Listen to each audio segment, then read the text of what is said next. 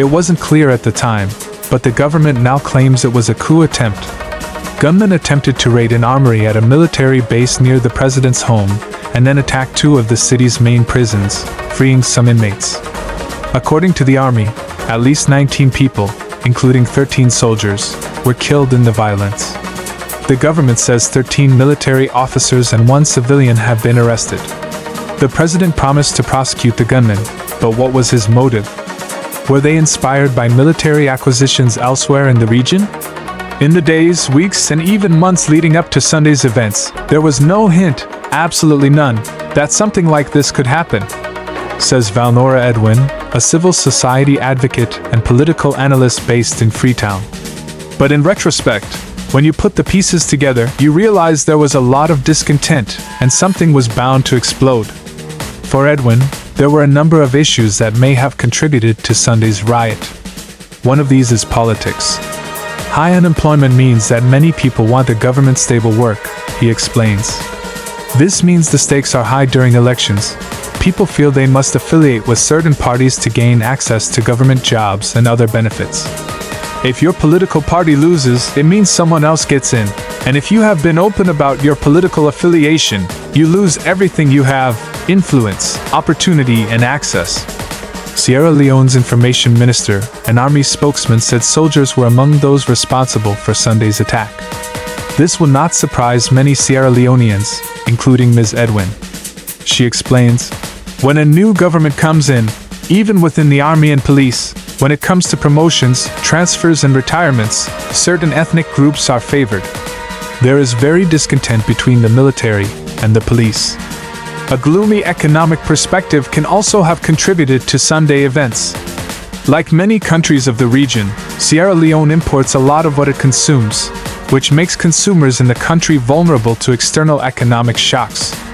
Inflation in Sierra Leone exceeds 50%. Edwin explains, other countries have implemented policies to better cushion the effect, but the current state of our economy leaves much to be desired.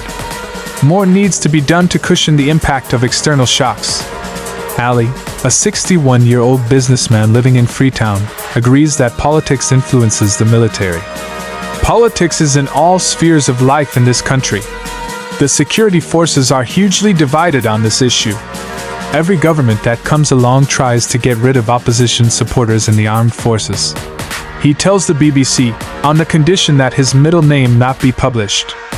In June, President Julius Maada Bio was elected to a second term after narrowly avoiding the second round.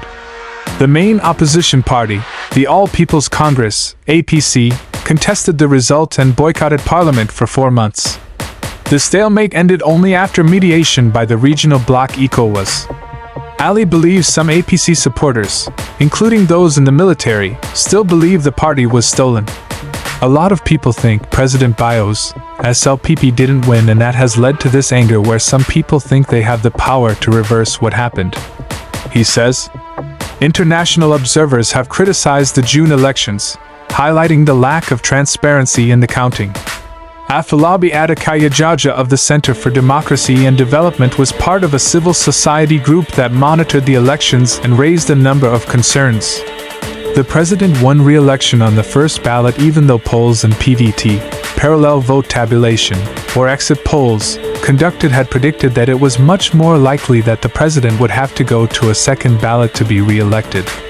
He says, 2 months after the election, authorities said they had arrested several people, including members of the military, who were planning a coup against the president.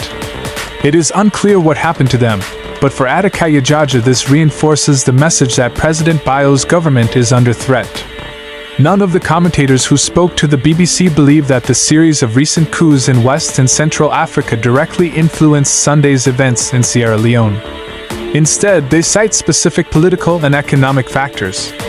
But Adekayajaja believes we are unlikely to see an end to the soldiers' rebellion if issues of governance and electoral fraud are not addressed. An electoral process must be free, fair, and credible. Where there are significant concerns about the validity of the process, therefore it will lead to questions about the legitimacy of the leader and concerns about how true that support is. Because if you think a leader doesn't have all the support he needs, then you might want to stage a coup, for example, he says. For more news like this across the globe, please subscribe to our channel, like and share this video. Thank you.